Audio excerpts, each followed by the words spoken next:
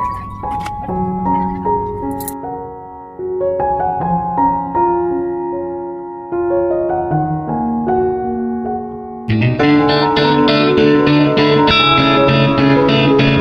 Morning বন্ধুরা, তোমরা সকলে কেমন আছো? আশা করছি তোমরা সকলে সবার বাড়িতে খুব ভালো আছো।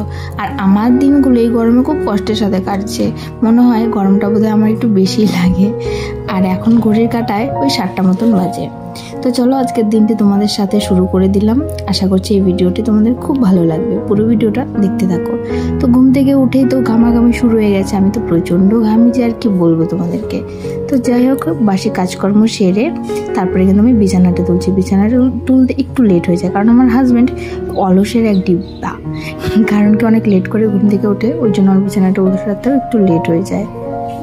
আজ 2-3 দিন হয়ে গেল গলাটা প্রচণ্ড ব্যথা করছে। হয়তো ঠান্ডা লাগবে ভাব, তাই জন্য ঠান্ডা লাগার আগ দিয়ে গলা খুব ব্যথা করে, মানে তখন বুঝে যাই যে সর্দিটা আসবে, মানে সিগন্যাল দিচ্ছে যে আমি আসছি, তুমি রেডি হয়ে থাকো।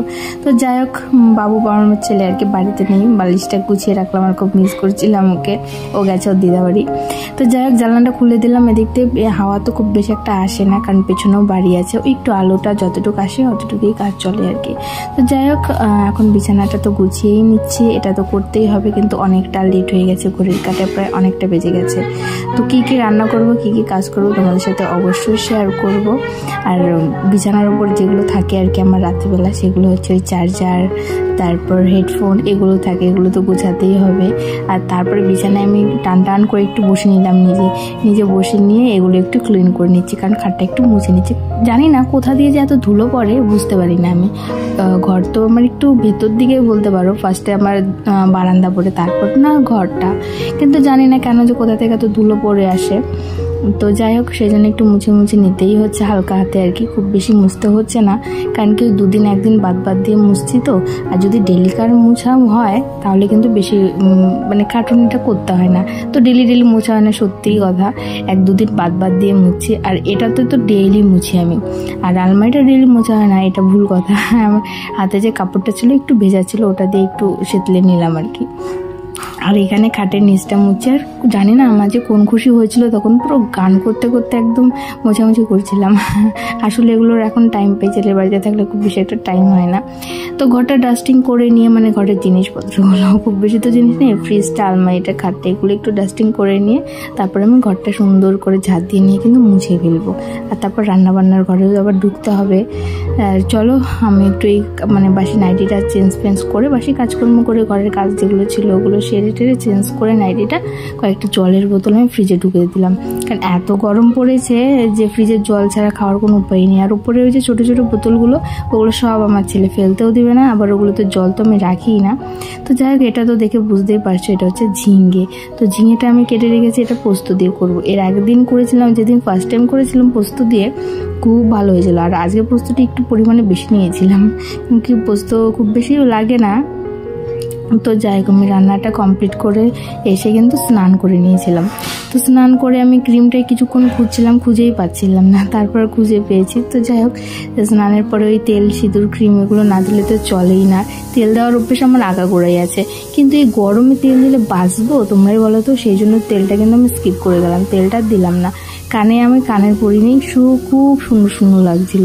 আর সারাটা দিন মুখ বন্ধ করেই ঘরের মধ্যে টুকটুক করে কাজ করে যাচ্ছি, কারণ কি ছেলে নেই বাড়িতে, না হলে তো চিৎকার চেঁচামেচি সবসময় থাকে, মুখটাই বন্ধ থাকে না। আর এখন ভাবছি ও নেই, মুখটা বন্ধ, কেমন লাগছে, থাকলেও অসুবিধে, না থাকলেও অসুবিধে।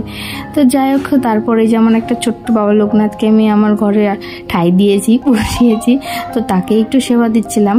তো নকুলদানা নিয়ে এসেছিলাম গতদিনে, তো আমি যেই কৌটোটায় রাখি ওটা পুরো ফুল হয়ে গেছিলো, আর কাগজে 1 দিনের মতো রেখেছিলাম, যেটা আর কি বাড়তি ছিল ওটাই আমি দিয়ে দিলাম, তাহলে একটা ক্লিন হয়ে যাবে আর কি ডিব্বাটার থেকে, তারপর কালকে থেকে ইউজ করে নেব। তো চলো এখন পুজোটা দিয়ে নিই, তারপরে তো আবার খাবার দাবারের পালা। আমার হাজব্যান্ডকে ফোন করলাম, ওনাকে এখন আসবে না খেতে।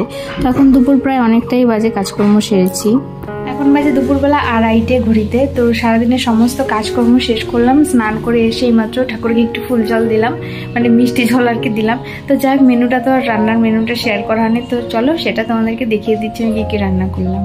আমার বাড়িতে সব রকম সাইজের হাঁড়ি আছে, এটা মিডিয়াম সাইজের হাঁড়ি। তো এটাতে আমি দুবেলার ভাত করেছি, ওই জন্য হাঁড়িটা একটু ফুল ফুল লাগছিল দেখতে। আর এটা হচ্ছে ঝিঙে পোস্ত, আমি আজকে 2টো আলু দিয়েছিলাম সাথে কেটে, আজ পোস্তটা একটু কম কমই লাগছে এখন। আর এটা হচ্ছে আলু পটল দিয়ে পনির, ওপরে একটু ধনেপাতা, মানে একদম লোকাল ধনেপাতা দিয়েছিলাম। আর হাত মানে থালাটা সরাতেই সেন্টটা যে একদম ঢুকে গেল না পেটের ভেতরে, মানে খুব খিদে পেয়ে গেলো এরকম মনে হচ্ছে। তো যাই হোক, গন্ধ শুনে আর খিদেটা বেশি পেয়ে গেলো, তো তাড়াতাড়ি করে আমি এখন বসে যাবো খেতে। আর ডিপ ফ্রিজে আমি বোতল ঢুকিয়ে রেখেছিলাম, মানে আজকে এত গরম দিয়েছে। তো যাই হোক, ওখান থেকে একটা বোতল বের করে নিয়ে বসে বললাম আমার আহারটা নিয়ে, কারণ আমার বর তো উনি আসবেন না এখন। তো যাই হোক, আমি একা একাই সেবা করি। তো একা একা কি আর সেবা করবো, সাথে তো আমার টিভিটা আছেই সাথী, আর মোবাইলটার দিকে ক্যামেরা অন করে রেখেছিলাম, আমি সত্যি ভুলে গেছিলাম। তো যাই হোক, ওদিকে এখন আমি টিভি দেখে হাঁ করে টিভির দিকে তাকিয়ে আছি আর ভাত খাচ্ছি। আর আমার থালায় কিন্তু আরেকটা সবজি ছিল, এটা গতকালের একটা সবজি ছিল, একটা চচ্চড়ি টাইপের কিছু ছিল, ভুলে গেছিলাম ওটা দেখাতেও আর বলতেও। তো যাই হোক, এখন প্রচণ্ড খিদে পেয়েছে, সারাদিন পরে খাচ্ছি। তো এখন আমি খেয়ে নিই, আর খেয়ে দিয়ে একটা লম্বা ঘুমাবো। 1000 years later. ভিডিওটা আর বেশি লং করছে না, এখন বাজে সন্ধ্যে 6:10। তো চলো আজকের মতো টাটা বাই বাই। রাতে বেশি আর কিছু কাজ নেই, ওই খাওয়া দাওয়া করে ঘুমিয়ে যাবো, এখন একটু টিভি মোবাইল দেখবো। তো সবাই ভালো থেকো, দেখা হচ্ছে নেক্সট ব্লগে।